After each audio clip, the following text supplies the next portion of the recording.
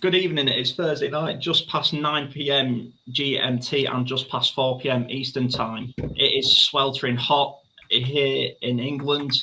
We are going through the middle of another heat wave. Apparently, we've just forgotten how to rain here in England, which is unusual. Joining me tonight, you'll see some familiar faces, Ed and Robbie.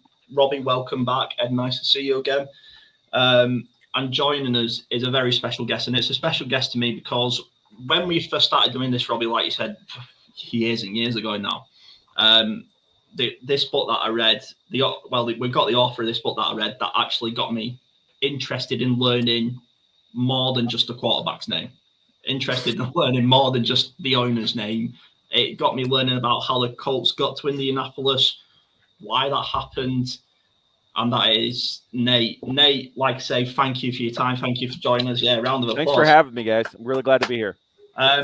So, a quick question: Can we call you a bona fide Colts historian? Is that the correct yeah, I think so. I mean, there's not that many books written about the history of the Colts, and if I'm not a Colts historian, I don't know who would be. It's interesting to say that because for a franchise, it's a very interesting franchise with the whole midnight escape to Indianapolis and all that. So let's start off talking about you, though. We can get to the Colts. We've got plenty of time to talk about the Colts. So Nate, you've written from what I've seen. Correct me at any point because I've just read the online stuff. I've read one of your books, like I say, Blueblood, the history of the Colts. You've also written Invincible Indiana about a basketball team. Is that right? Invincible Indiana is a novel set in small town Indiana in 1997. It's sort of a literary homage to the movie Hoosiers with Gene Hackman, was a very popular movie in the 80s. So it explores some of those themes and the way that the state of Indiana deals with basketball. And then Blueblood really tackles how the Indianapolis Colts in many ways supplanted or at least got their roots down into the soul of the state in a different way, and had to overcome a lot of that basketball bias that was so inherent in Indiana. Yeah. So before I'll let the lads bombard you with questions, I have got one question for you. Sure. My main question for you is: you're sitting down, you're supporting the Pacers, like you say before. You're a big basketball fan. Sure. And then all of a sudden, this crazy owner, Robert Irsay, just drives into town and goes, "This is my town now." How was it for an Indiana native to go, "We play football now all of a sudden"? And how did you get from that to, "I've got to write a book about this"? You know, it's interesting. It's a little bit different for me and folks of my general generation because I was still young, right? So in 1984, when the Colts moved, I would have been about 7, 8 years old. So as a kid, right at that time, the Chicago Bears were the most popular team, not just in Indiana, but really in the nation, right? The Walter Payton, Refrigerator Perry, Monsters of the Midway is a very iconic team, still as to this day. If you talk about the most memorable teams in NFL history, you know, those 85 Bears would be seen as like the team. Chicago and Indianapolis are only about 2 or 3 hours apart. They're pretty close together. So a lot of people were just by default Bears fans. So when the Colts moved in, they had to overcome the fact that so many people were already bought in. And Cincinnati, the Cincinnati Bengals are only 2 hours away to the south. So Indy is kind of wedged between these two fandoms. So for a lot of us, becoming Colts fans, especially as kids, it was kind of part of your civic duty. But those early Colts teams were terrible. I mean, like truly like the worst team in the league year after year.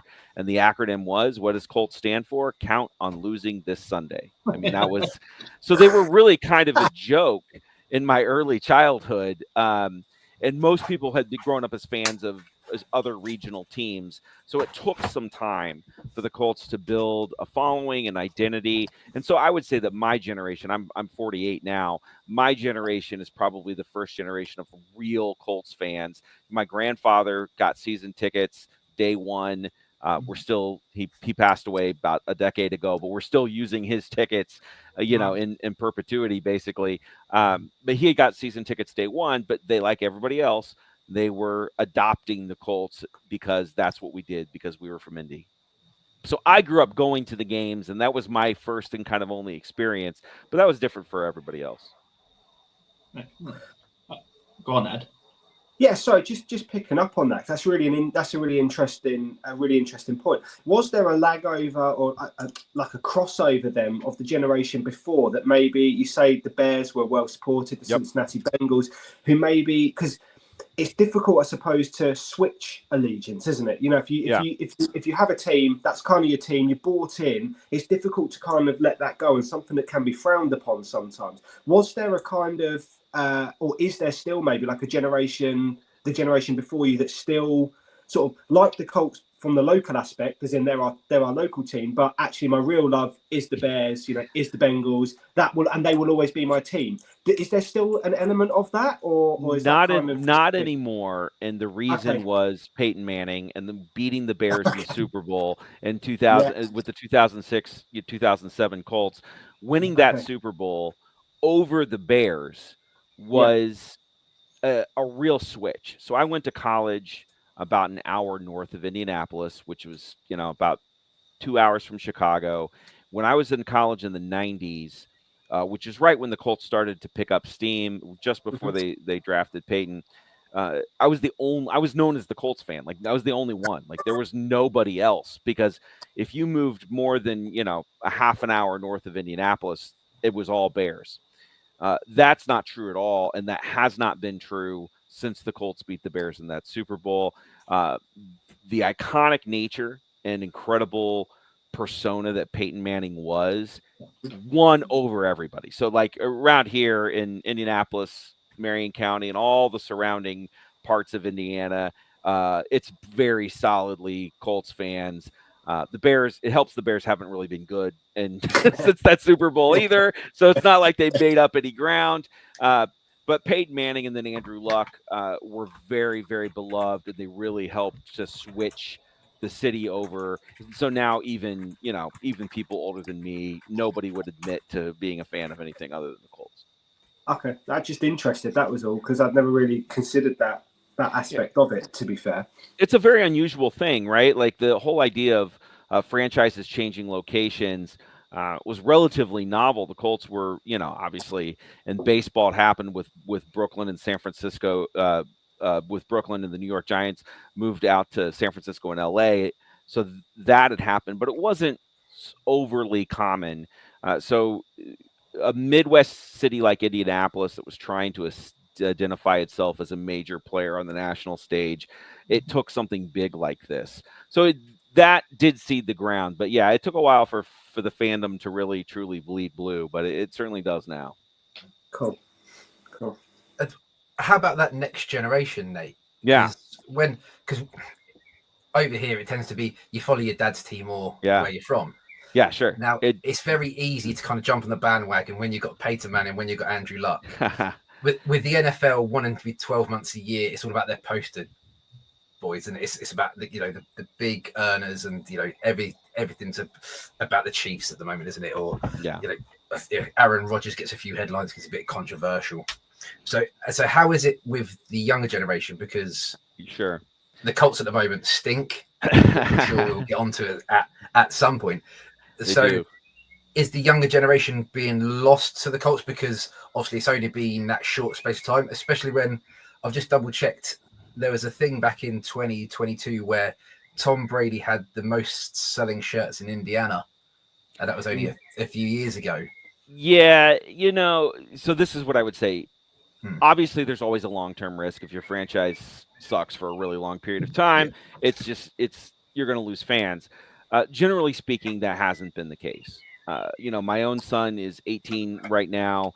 So he grew up with Andrew Luck. The famous Andrew Luck Chiefs game was his first playoff game. So I can't remember what year that would have been now. Was that 2014? 2013? 2013. Okay, so he was born just before the Super Bowl in 2006.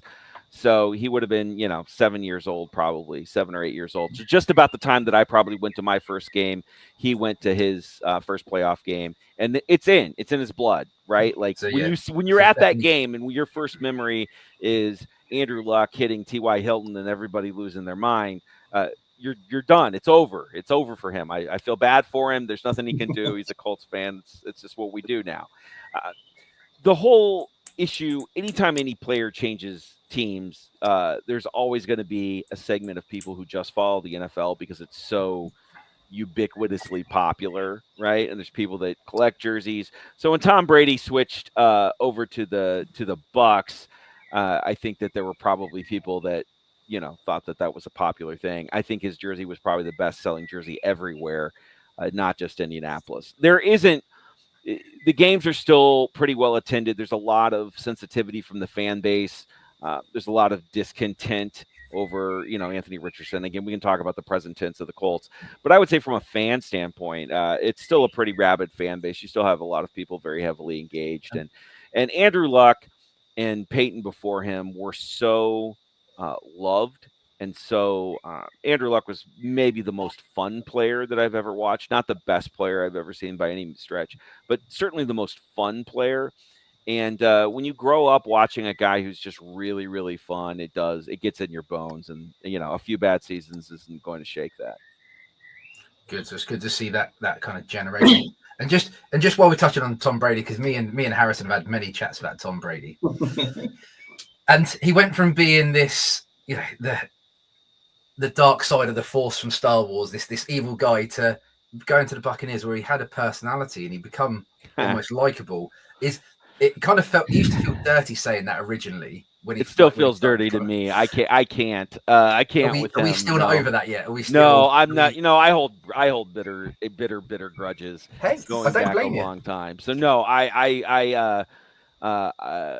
I can't stand the guy. I root against him whenever I can. The only good thing about the Bucs winning that Super Bowl was Bruce Arians getting his ring. I have a lot of affection for Bruce Arians for his multiple stints with the Colts, and I think he's really the best. And Tom Moore also getting a ring. So that was a little bittersweet for me because I was happy for those guys. But no, I think Brady's I find him abhorrent on almost every level. So it's a lot of years of hate. It's a lot to get over. I'm in therapy over it. You used to have to watch it at 6 o'clock in the evening. We used to get up at 1 o'clock in the morning to watch him beat the Colts. So, oh gosh. Before we move on, Ed, you had a question about franchising and how it's viewed differently. Just something I'm thinking about, something I'm interested in generally, and it is relevant, I suppose, talking about the Colts, because obviously they moved from Baltimore to Indianapolis, and you've spoken about the impact that had on the city. And you mentioned it happened in other sports like baseball, but more recently it's happened with other football teams. And obviously, both the teams in LA, the Raiders moved recently. And I kind of wanted to get what thoughts were on that generally in America, because here in the UK, it's a massive no-no. If a team moves from their local area, it's taboo. Like, you don't talk about it, you don't mention it. It happened once, I think. I don't know if Robbie or Harrison can think of any other team. The only one I could think of was Wimbledon. So Wimbledon, not just a tennis tournament, there was a football team from Wimbledon that went all the way up the Football League, won the FA Cup, and then they moved them to another place in England, changed the name, a full sort of, and it complete. I mean, the team that they are now are almost like the most hated team in the English Football League. Like, nobody likes them because of what happened. But obviously in America, it's more common. So I just wanted to know what the kind of thoughts were generally around moving from cities. Obviously the city that's receiving the team is probably a lot happier than the city that's losing it. But generally, what's the kind of vibe and the thoughts around that in America? So the Colts are kind of right in the middle of that debate. So I'm going to do the best I can to not be hypocritical as I talk about this. And the Colts became a test case for a really important concept of moving the franchise, and that was the name, history, and colors of the team. So when the Colts moved in the middle of the night in March of 1984, it sent shockwaves through Baltimore. It was devastating for Baltimore. They had a deep affection for and relationship with the Colts. They felt like the Colts were their team. Of course, the Colts franchise had originally moved from Dallas to Baltimore, but that was only a year or two after they were formed, so nobody cared. There wasn't that deep investment. The city of Baltimore sued the Irsay family to actually get control of the name, the colors, the rights, and they lost that court case. And so the Irsay family fought tooth and nail and said, look, a core part of our franchise is this iconic branding. The Colts, you'll notice as other teams change uniforms or do different variants, the Colts really don't like to go away from this blue, white, the stripes, the horseshoe. It's all very iconic. Jim Irsay always used to say, if it's good enough for Johnny Unitas, it's good enough for us. The city of Baltimore reacted with such vitriol and animosity about this move.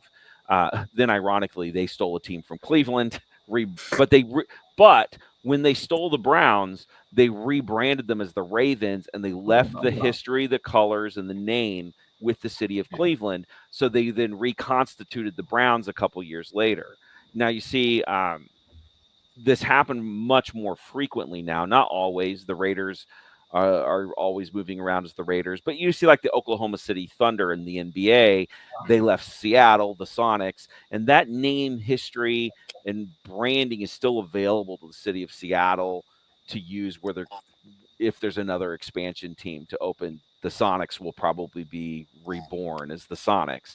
So the Colts were kind of in that place where people recognized sort of after that fact that it's one thing to take the team away, but when you take the whole identity and the history, we have this schism now, and you'll see it in my book. I do not deal with the Baltimore years at all. No. And by now the Colts have been in Indianapolis far longer than they were ever in Baltimore. Yeah. But it really doesn't feel connected, right? Technically speaking, there's one set of Colts records, and you'll see Peyton and Unitas and Luck, all in order. But emotionally and functionally, no one in Indianapolis recognizes anything that happened in the Baltimore days. And some of that is because the Baltimore fans have been just nasty towards the Colts franchise. I was at the first game when the Ravens came to Indianapolis, and people literally just stood and just screamed at us the entire time, threw stuff at. They were visiting fans coming to Indianapolis as Baltimore fans, had effigies of Bob Irsay that they were hanging, and it was wild. It was so there's bad blood between the cities forever now because of it. So in a lot of ways, they have their Colts, we have our Colts, and it's awkward that they're joined by the same colors and the same logo. The city of Baltimore, when the Colts play in the Ravens Stadium for years and years, they wouldn't put Colts on the scoreboard. It would say Ravens and Indy. Wow. And so that sense that we took the franchise, but also their history. And I think those two things together make the case of the Colts a particularly vexing one for at least for Baltimore fans. And so, sorry, so and is that kind of still, is that sort of replica? I know I'm not asking you to speak on behalf of an entire nation, obviously, but that was obviously that's a bitter divorce between it's considered better. It is preferable when a franchise leaves their colors, name, and history. Right now, the baseball team, the Oakland A's, are currently in no man's land between moving. And it's difficult because the Oakland A's had been the Kansas City A's, had been the Philadelphia A's. They'd migrated across the country, and now they're trying to wind up in Vegas. So if a team has a history of moving, people are sometimes okay with this. The Cardinals, Arizona Cardinals, moved several times. The Raiders, the Rams, these are teams that have moved without changing their identity, but it is generally considered best practice. You get a lot less hate from the fans if you leave the name, logo, and history behind. Then it's just a little bit more of a business move. Then you can always recreate a new team with the same name. But if you take the name, the history, you'll get a lot of people angry about it. Okay. Yeah, that seems fair. I mean, so with Seattle, you just mentioned about Oklahoma City Thunder. The NBA. I know, obviously, they beat the Pacers, which is sad. Didn't want to bring that up. Sorry. Yeah, thank you. I appreciate it. Let's not talk about We got enough sadness to talk about with the Colts. Let's not bring the Pacers into it. Trust me, I've got enough sporting teams in this country that piss me off. So trust me. It's too early here for me to start drinking. So you guys, so be easy on me, guys. It's gone 9 o'clock here, so we're golden. Yeah, you're fine. I'm not. So with the Seattle Sonics, did you say they were called? Yes. So if the NBA was to expand again, somebody could just pick that name up again then, and essentially and they carry on where they left off. So the Oklahoma, it almost starts from scratch then. So all the stats and the players. Right, I see. Yeah. Okay. And there were certainly people that suggested that at the time for the Colts. There was some popular sentiment when they first moved to be like, hey, why are you guys like, why call them the Colts? Why not leave that in Baltimore? Let's come up with something new. But the Ursays had a good understanding of the power of a brand, and it is undeniable that the Colts image, name, iconography is incredibly important and definitely adds now to the long-term value of their franchise. So if as a business decision, it made sense for them not to do that. Robbie, did you have anything to add? It's just on the Baltimore, because it was quite interesting how their franchise kind of come around. Because if I remember correctly, they were drafting the likes of Ray Lewis, but they didn't actually have a jersey at that time. They didn't know what the colours were going to be. Yes. And it was quite interesting that, like, seeing that from afar, because I watch a lot of cricket, Nate. Obviously, I don't expect you to know what that is. But from the Indian side, they've got franchises, and those franchises are actually all around the world now. Yeah. So, like, the Rajasthan Royals are the same as like the New York Royals or whatever they're called in the American version. So, and I think the way the American owners are coming into football, soccer here, I think it's quite interesting to see their model of them trying to create like a European Super League, because it is because then you own the rights, then, don't you? Yeah, it is very savvy commercially. These nuances, these local nuances of how different sports leagues interact. I mean, they were idiosyncratic for a long time, but now obviously one of the major investments that any global billionaire can make is to own a professional sports franchise, and so they really are now affecting all of these different sports. Obviously, EPL, and obviously in what you said about cricket is spot on. You'll see now major conglomerates owning multiple ones of these sports teams. So the interplay of what happens in the NFL actually does affect everything else, and you're starting to see the power of these global brands really expand. Because it's quite interesting. Look at our like football teams over here. We've got some of our football teams are older than the American Constitution. You're right. And it's gone from being like the local, like the guy that owned the local factory would start the football club and own it, whereas now they're owned by people that have never been, like the guys that own Burnley, like JJ Watt and those guys. They'd never been to Burnley before they bought it. I'm sure Tom Brady had never been to Birmingham. Right. He probably didn't even know there was a Birmingham in the UK. And it's definitely changing the game over here, in my opinion, for the worst. Right. But because they're in it for the money rather than for the longevity and to protect the game. All of this directly connects actually back to the Colts and the present tense with the Colts, because as you guys I'm sure know, Mr. Irsay just passed away a few weeks ago. The Colts remain one of the last family business type teams. The Irsay family, their family money is entirely from this team. They don't have. It's not like they would, be on the street without the Colts, but I'm just saying the bulk of their wealth and their net worth centers around the team. And as you pointed out, that's not actually true anymore of a lot of teams. So one of the things that happened when Robert Irsay, who was, by all accounts, I've never met the man, so I don't want to speak overly ill of the dead, but by all accounts was not a nice guy. Was a raging alcoholic, was pretty abusive and mean. And Jim Irsay, his son, who was named the GM right when the team moved to Indianapolis, Jim Irsay's investment in the city, connection to the city, and now his daughter's connection to the city is profound. And it was almost as if he spent his life trying to undo the civic damage that his father did in Baltimore. He went out of his life to make sure the Colts were very enmeshed in all facets of the city. So you see the Colts really are the Irsay name and the Colts are just really in all areas of public life here, and the family is cognizant of and respectful of their responsibility to the city, and so it's made it all feel. It fits with the Hoosier self identity that people from Indianapolis have, and it has really deepened those ties. Everyone did worry when Mr. Irsay died. How would the succession plan be handled? Did they have good planning? And it seems like they really did.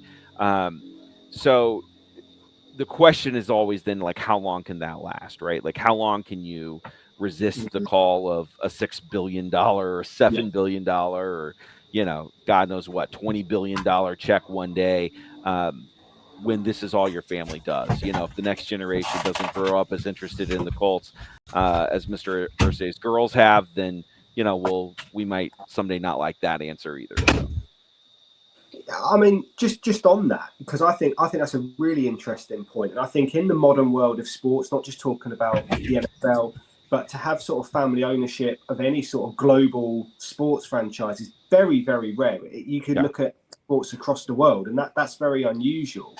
Obviously, with the way I know American sports work differently, you have the salary cap and sort of collective bargaining, and the way that everybody has to sort of, design to kind of make a certain amount of money and everything like that. You mentioned there about getting investment, because that's something that we always talk about. Obviously, this side of the pond with all of our sports is that everybody's always waiting for that sort of money to come in from somewhere. Yeah. Is that as prevalent, would you say? I mean, it definitely is. You see stories all the time of shares being passed out. This was a hot story. You guys got to forgive me because I lose track of the years at this point, but probably about 7 years ago, right after Peyton Manning retired, there were a lot of discussions for a brief period of time whether Peyton would come back in some capacity to the Colts. And the rumors, again, I never saw strong confirmation, but the rumors at the time were that Peyton really wanted an equity stake in the team. And my understanding was this goes back to things that John Elway had told him. John Elway, was the general manager of the Broncos, had been Hall of Fame, one of the great quarterbacks of all time with Denver. When he retired, he had the chance to get an ownership stake, and he turned it down from the Boylan family and ended up working as the GM. And the word was that he always regretted that he always felt like, man, now I'm just an employee and I could have actually been an owner of the team. And that he had shared those thoughts with Peyton. And so you see now Peyton instead founded his own media company as opposed to going to work as a coach or a GM in some capacity. So again, my understanding was that was influenced by Elway's experiences. And so when Peyton came and talked to the Colts, there was a lot of discussion over whether he would get some kind of buy-in or whether he would have some kind of equity in the Colts, and that didn't come to pass. So again, that did directly impact that whole concept of getting an equity or getting in people to buy in. You see it very, very often now. Okay. Yeah. So Nate, moving on then a little bit. Sure. Obviously, I want to get to you sitting in a random place in Argentina. Was it in a bar? Was it in your house? Going, what's a really good idea? Writing about the Colts. No, actually, what happened was it was just after the Super Bowl in 2007. My younger brother and I would use Instant Messenger, to stay in touch. And we would have long text threads about the Colts, about what was going on, about this or that. And he texted me one day and he said, "We're starting a blog. It's called 18 to 88. Start writing." And I said, okay. So we started writing a daily sports blog that was Colts centric. We tried to keep it about 60 to 70% Colts, though it did touch on many of our other loves from Indiana sports, including Indiana University, the Pacers. I'm a big Cincinnati Reds fan and baseball, and we would sometimes review movies and books and things as well. But it was about 60, 70% Colts related. And that became very popular, had a couple million readers at one point.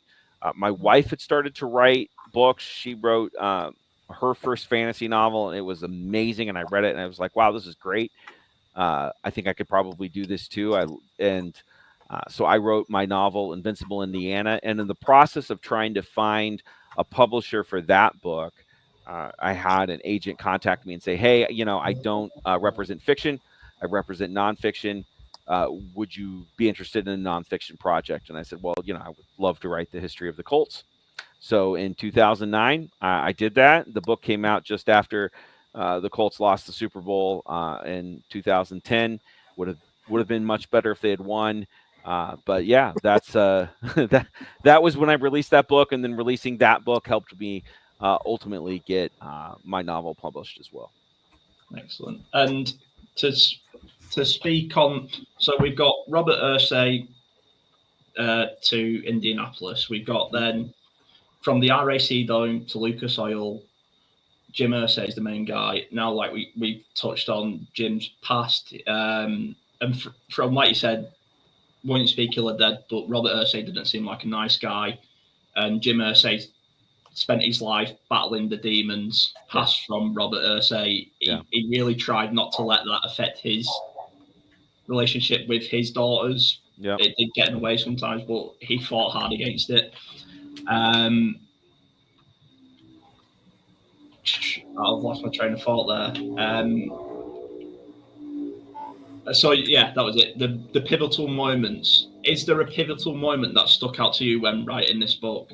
Yeah. So obviously you sort of have these three major phases of the Colts, and they correspond with what was happening with the ownership. So obviously you have the Robert to Jim Irsay switch.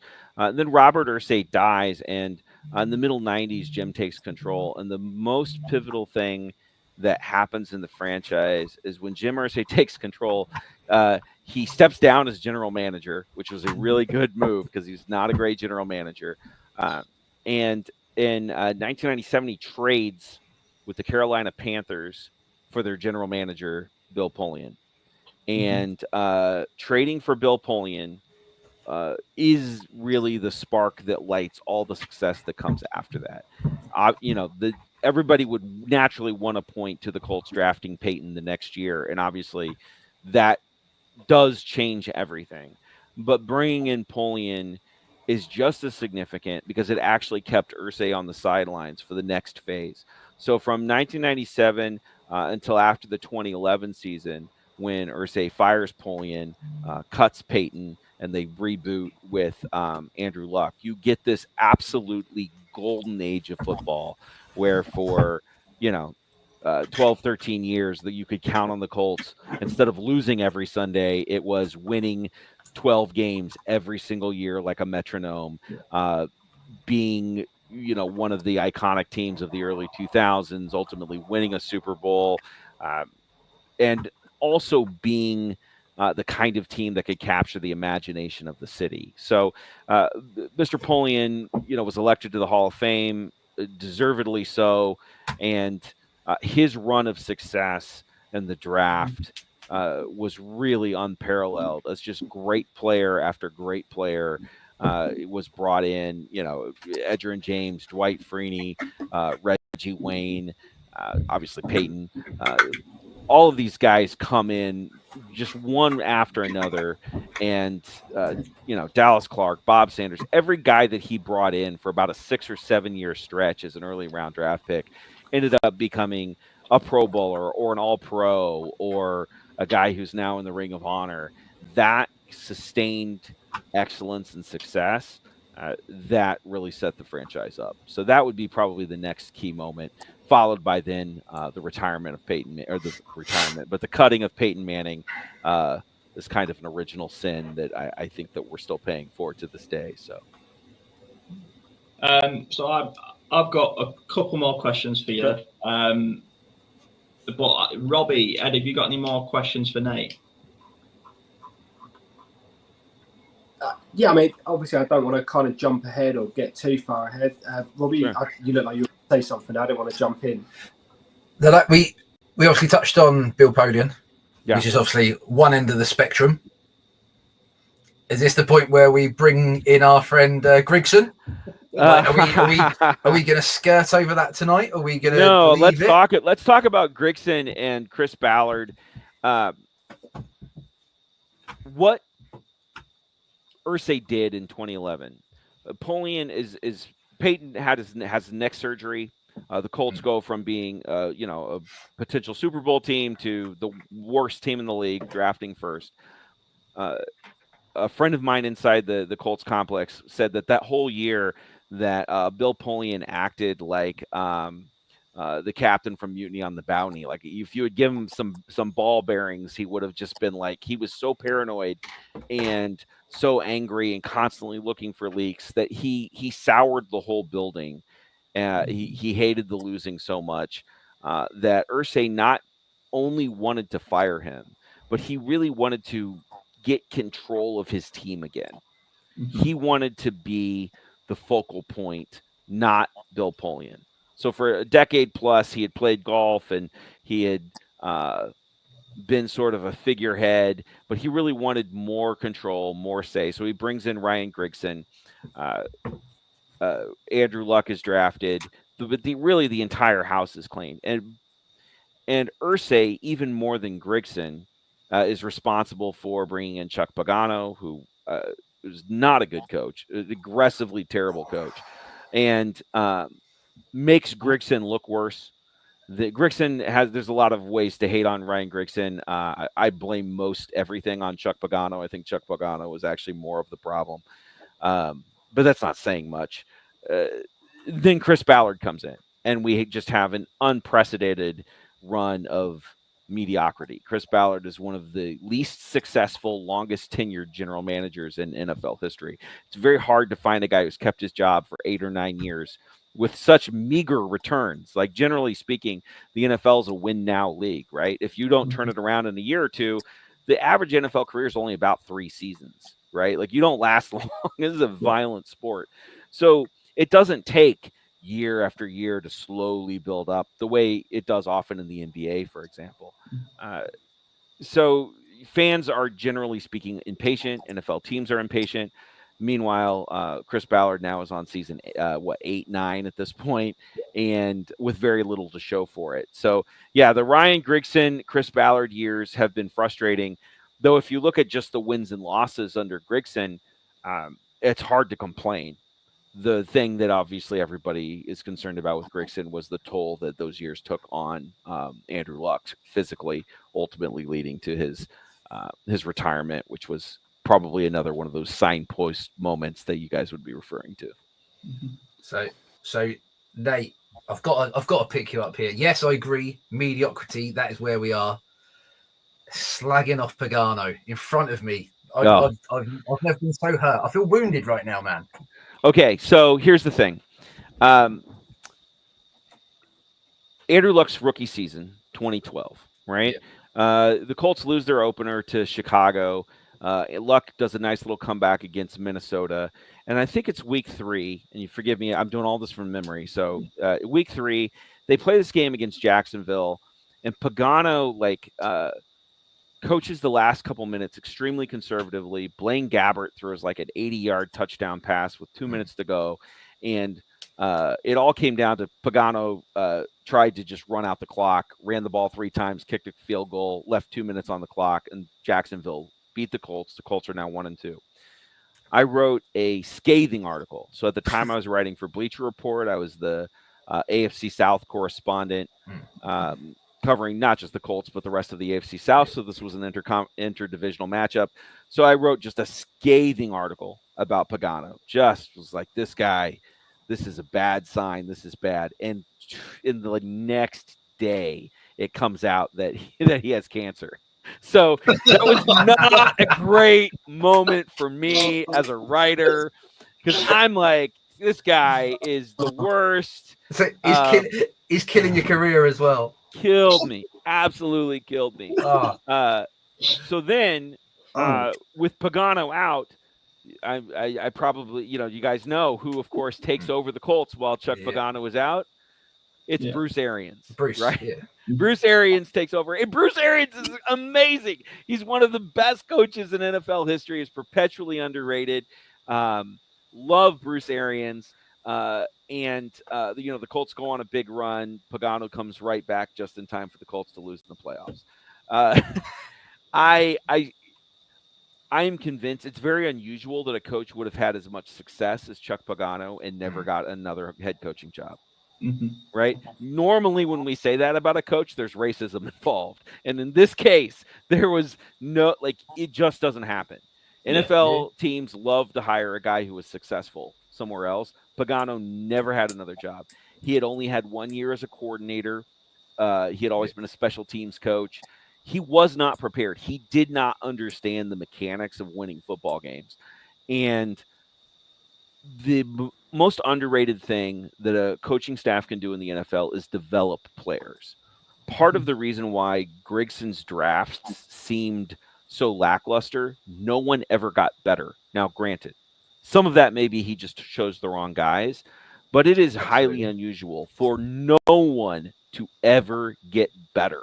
And throughout the entire Andrew Luck era, guys didn't progress. Mm-hmm. They never got better. That was a coaching staff that didn't know how to coach. They didn't know how to develop players.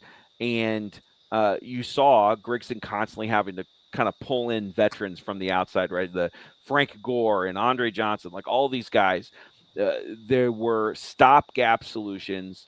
And, people were like, well, Grigson didn't draft enough linemen. They actually drafted a lot of linemen. They just didn't play well. Again, maybe they were terribly drafted. But Howard Mudd, Colts line coach for years, used to just say, get me anybody, and I'll turn them into a lineman. And so that was one of the secrets to the success of the Polian area. The Colts could draft guys in the 3rd, 4th, 5th round because Howard Mudd's like, don't worry about it. Just give me bodies. Give me fresh bodies, and I'll coach them up, and I'll turn them into NFL starters. That simply did not happen under the Pagano-Grigson regime. But I would say as well, once the players have left, I can't think of any players that actually went on. Like, look at Dante Moncrief is a great example. Good, yes, fair. This is a fair point.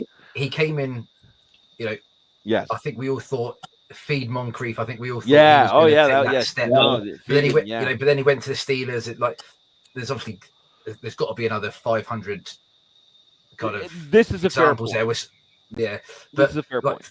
It was just trash. But the reason I like Pagano is during the time when Hasselbeck was, he only came for a kind of, I'll sit behind Andrew Luck, I'll help him coach him, and then he's had to play in when he was ill, and I thought that whole thing. But I think Harris and I have discussed this many times that if we'd have actually kept Bruce Arians, I don't think we'd be in the position we are today.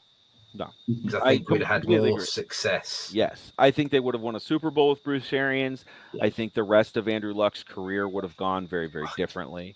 And you make a very fair point. It wasn't like a lot of guys left and had success. That was always one of the kind of knocks on Polian. Even when people would criticize Polian's, draft picks towards the end, the guys like Jerry Hughes, who people were like, oh, he's a bust. Well, the Colts cut Jerry Hughes, and he actually turned into a Pro Bowl. He was really good. Jerry Hughes was a great player. Bill Polian drafted a great player. The Chuck Pagano coaching regime didn't know what to do with him and couldn't make any use out of him. And it was actually that would probably be the best example of a player that left and got better. Because he left under Pagano, but he got better under.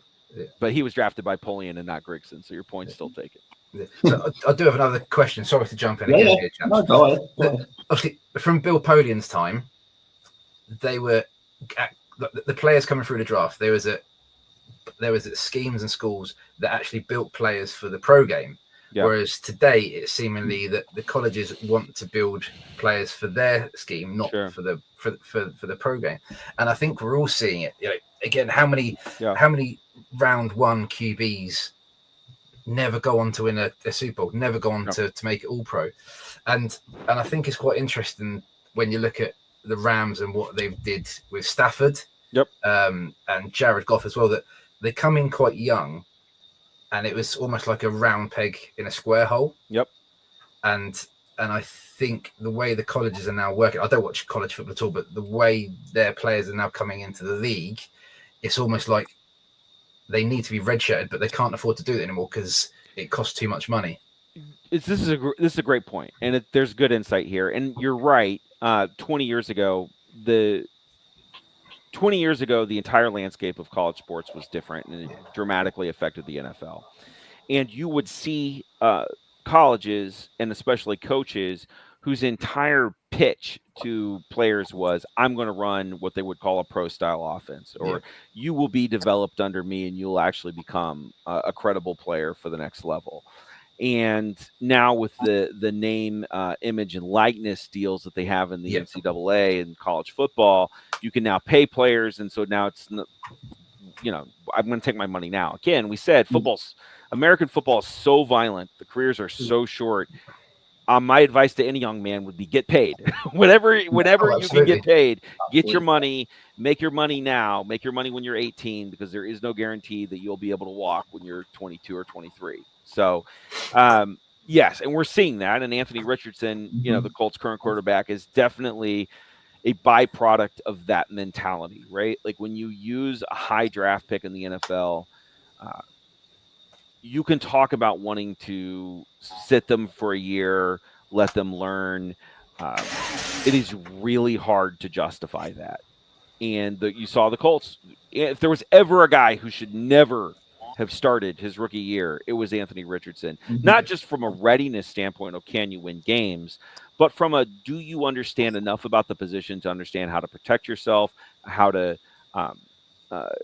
keep yourself upright. And we've seen Richardson's never developed that skill yet. And this was a guy that just simply hadn't played enough in college, right? The problem is, if you're going to draft a guy and you're saying this guy's not ready, you shouldn't be drafting him in the top 5 or 10 picks in the draft. That's a second or third round pick. So when you reach for a player because you think they're super talented, and then you feel like, well, I spent so much on him, now I have to play them. You run the risk of stunting their development, of them not being ready, not being physically, emotionally ready. Like Anthony Richardson is like a poster child for like what not to do to a quarterback. Starting from don't draft that guy number 4, that's a bad pick. All the way down to then don't play him right away. Then don't try to change how he plays. Anytime you hear like, oh, and they're going to rebuild his mechanics, you never want to hear they're going to rebuild somebody's mechanics. That's not good, all the way to, oh, now we're going to bench him disciplinarily. Oh, but it's not disciplinary. Now that we're going to restart all of those things. You literally couldn't make more mistakes with one player than the Colts have made with Anthony Richardson. And it's prototype. Like it's the crazy part. It's all predictable. Like I literally was saying this at the time they drafted him. I was like, oh, this is, well, as long as you don't do 1, 2, 3, 4, 5, 6, and they've literally done 1, 2, 3, 4, 5, 6. Well, okay, well that's not going to work. It just doesn't work. And he's got a 4-year contract with the option of an extra year, right, with the Colts, isn't he? And so he's almost halfway there. If you were right now, do you think he's going to be an all-pro? Do you think he can take Colts to that, not just playoff, to the AFC game? Let me put it like this: there is no history of a player with their original team making the kinds of leaps that Anthony Richardson needs to make. Now, I say with their original team because there is a history in the NFL of high draft picks flaming out, not playing, leaving their team, and then turning 30, 31, 32, having sat on the bench and actually learned football for 4 or 5 years, and then actually having really successful second or third acts with other teams. That is the thing that happens, and it happens to many young quarterbacks. So if you're going to tell me, can Anthony Richardson be a successful quarterback in the NFL? Maybe. He's not the kind of guy I would personally draft. The completion percentage problems are real.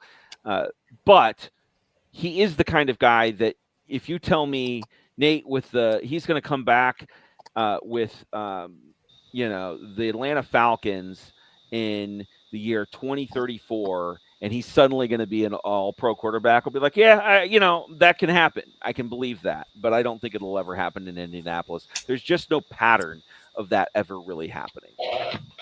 Yeah, I don't think there's enough support in him around in terms of the throwing game. There's not enough support for him. But I said it to the lads, I don't think he's at the level needed.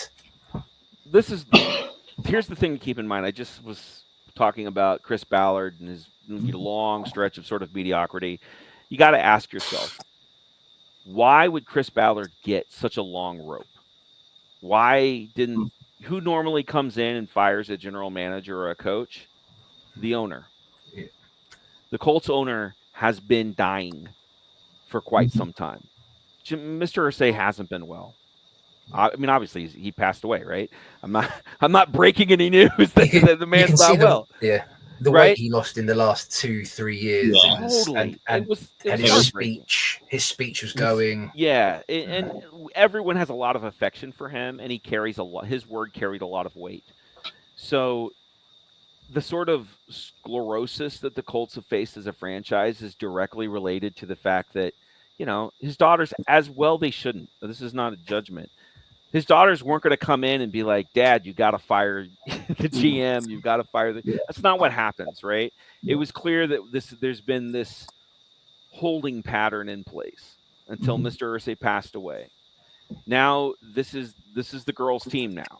So, obviously his passing was so late. You're not going to fire your coach and your GM in June. That's not what happens, right?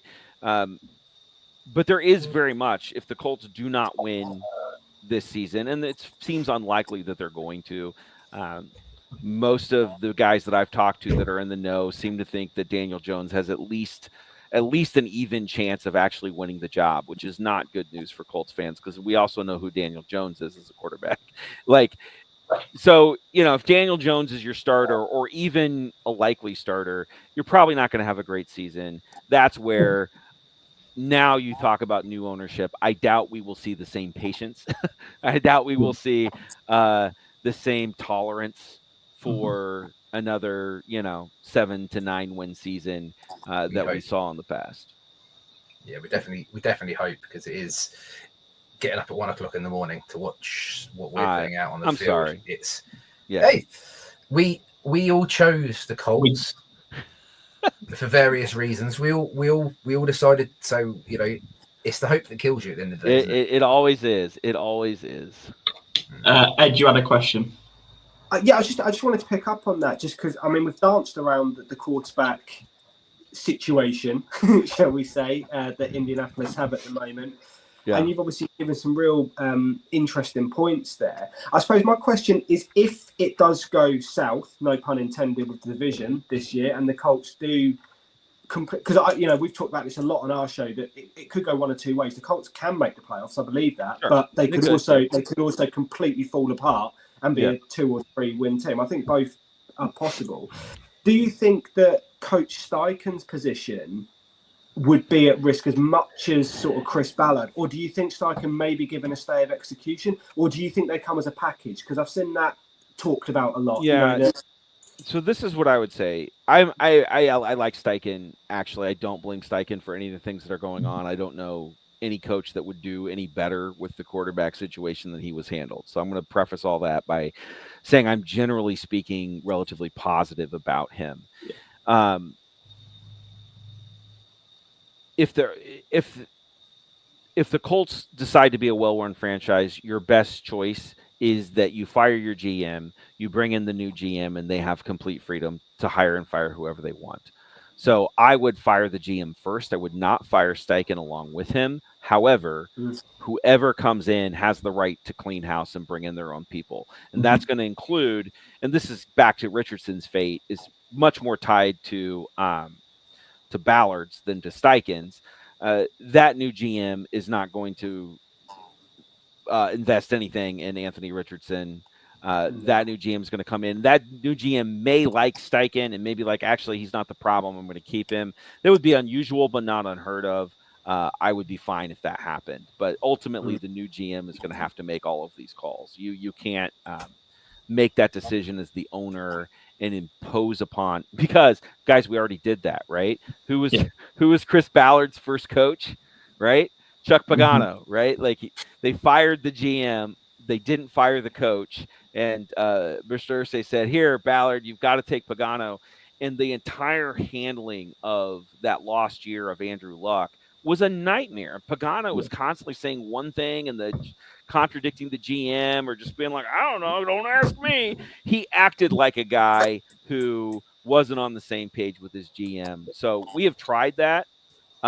Now, you bring in a new GM, the guy's like, Steichen's one of the most interesting young coaches, and I want to keep him, and I believe in him. Totally different story, right? But you don't saddle a GM with a coach that he's not bought into. Yeah.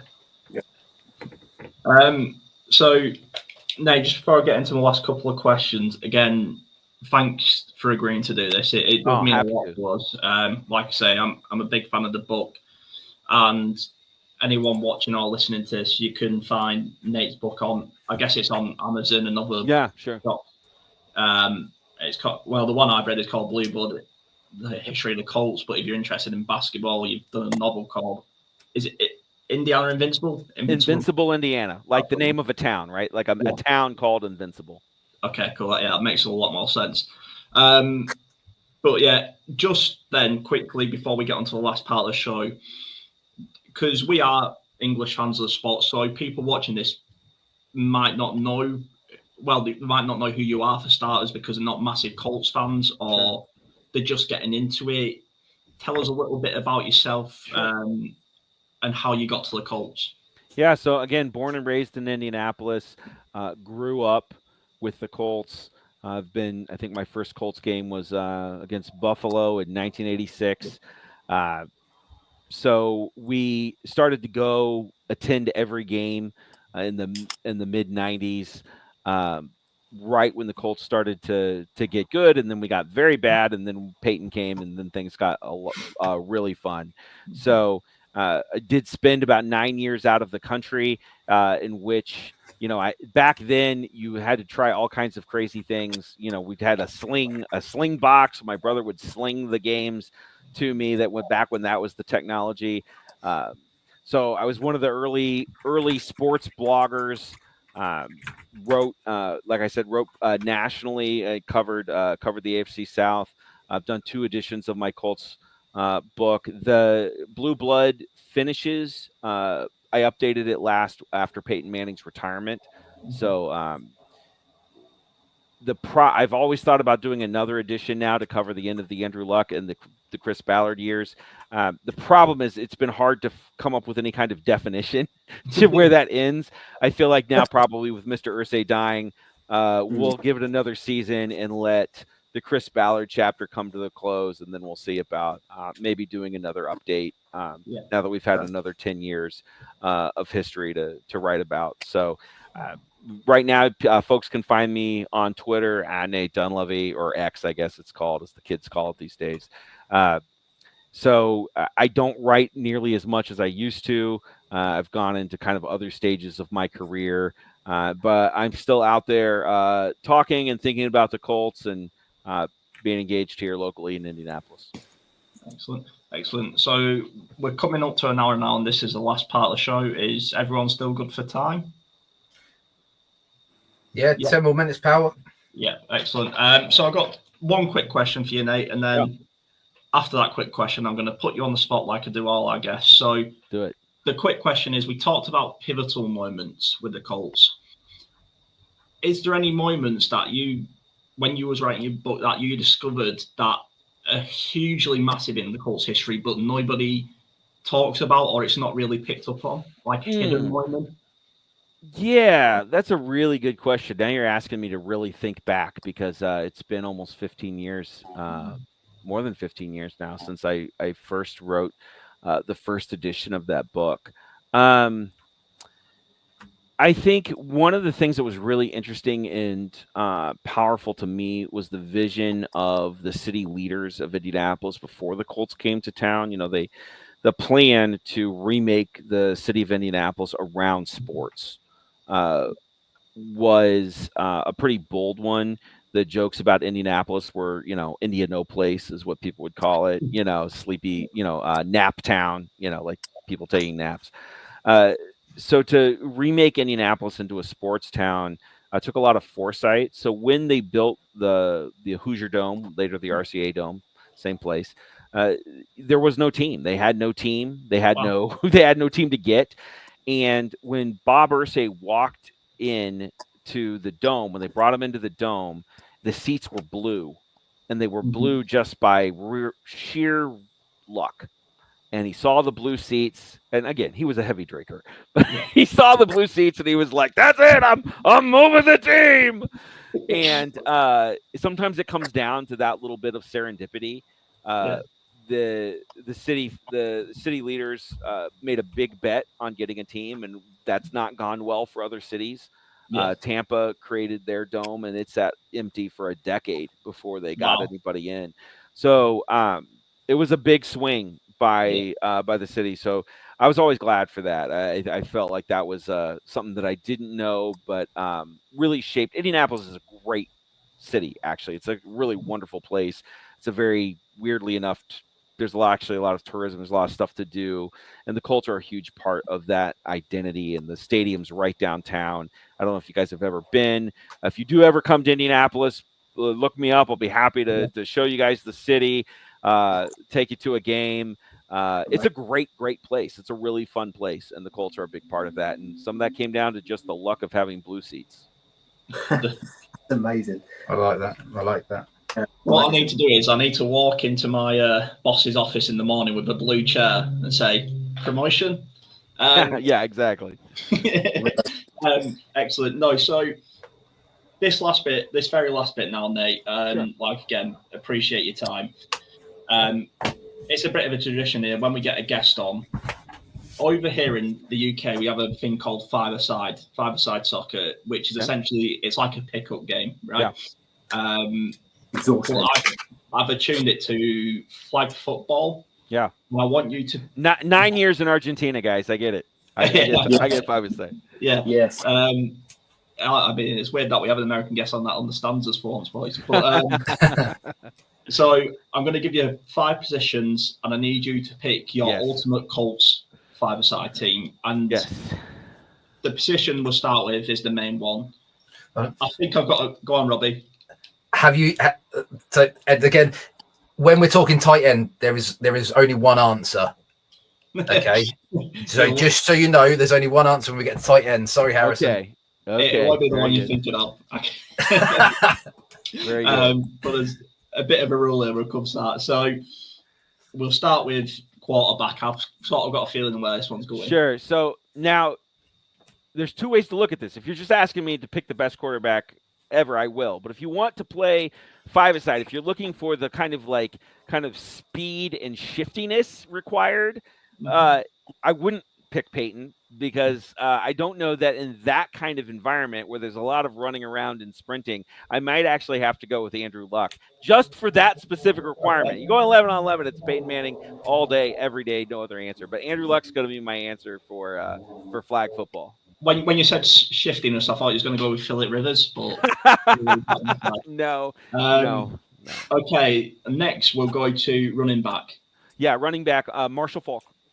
Marshall Faulk, just the most electric, untouchable player that I ever have seen. And all the great running backs, weirdly enough, have come through Indianapolis. I've seen every kind of great running back. But Marshall Faulk was just unlike anybody else. I loved watching him play. Yeah, and then I can't believe Trent Richardson wasn't mentioned. When Trent Richardson was drafted, this was I immediately on X declared I hate this trade, and I was the most. Honestly, like if you want to hang Grigson in effigy, it should be for the Trent Richardson trade. That was a trade that made no sense. It was DOA. I put all my street cred on the line to be an original Trent Richardson hater. So I hold all the receipts on that. We're there. So next we'll go to our wide receiver. Yeah. So again, this is it's going to be Marvin Harrison. He's the most you couldn't barely lay a hand on him. If you gave me 2 for this, again, for five-a-side, then I would go with T.Y. also. very similar skill set in that regard. But Marvin Harrison was so untouchable. He was so hard to jam. He was so great in the open field. I remember looking at my brother after one of his diving sideline catches one time and just saying, "Do you realize how lucky we are we get to watch this guy?" I mean, he like Marshall Faulk, just an incomparably great athlete, unbelievably skilled, and down in near the goal line, you couldn't defend him. Yeah. Tight end. Okay, so tight end again with the five-a-side thinking, it's going to be Dallas Clark. I always think about that one-handed catch he made in the back of the end zone against the Ravens. The Colts have had a lot of really good tight ends, and we could have an interesting tight end conversation. But for this purpose, I'm going to go with Dallas Clark. Yeah. Robbie, do you want to tell him our rule over here? Jack Doyle rules. That's the end of it. Jack Doyle is the be-all. Absolutely. Jack Doyle, great player. Indianapolis he is native. God. He's greater than Jesus. Yeah, but you can't really block in flag football, right? Like, if Jack Doyle can do what he wants. He can punch someone in the face and he gets away with it. You know what? I'm so good with that. Jack Doyle is very, very beloved. Jack Doyle is like he's an Indianapolis guy. You will not find anybody in town that will argue with anything about Jack Doyle. Good. He's I'm very happy, loved. man. Yeah. That is our running rule that Jack Doyle is our. That's so funny. That's last but not least is a defensive player, any position. Yeah, I'm going to take Bob Sanders. Yeah. I'm absolutely going to take Bob Sanders. Or, you could talk me into Darius Leonard. But I think, again, given the flag football element, Bob Sanders, a healthy Bob Sanders was as devastating as any defensive player I've ever seen. Darius Leonard, though, Shaq Leonard, really special player. Really special player also. Yeah, it was a shame how it ended with him, but that if we talk about the career of Shaq Leonard, we'll be here for another 2 hours. Right. Yes, full of size and woe. Yeah. Anyway, Ed, Robbie, any more questions before we go? No, just thank you very much for coming along. Hey, anytime, guys. Such an honor. Thank you for having me. Call me anytime. Yeah. God, yeah, we've been going a long while now and can only appreciate Nate for his time. Go and buy his book on Amazon, Blueblood or Invincible Indiana. One, because, like I was saying to you before, Nate, very good reads, and I appreciate your time more than anything. Thank you. We've been Southbound, and join us next week when we have. Do we have a college expert coming on, Ed? Yeah, we've got UK college football expert coming on to tell us about the players the Colts should be looking at after we win the Super Bowl in 2025, and we're picking. No, I'm joking. I'm joking. I went there. No, we have got a college expert coming on to talk to us about prospects that we should be looking out for way too early ahead of next year's draft at some key positions. So that'll be fun. And I'm gonna end with saying there's only one player we should be looking at, and his last name's Manning. See you all later. We've been Southbound. Cheers. Cheers.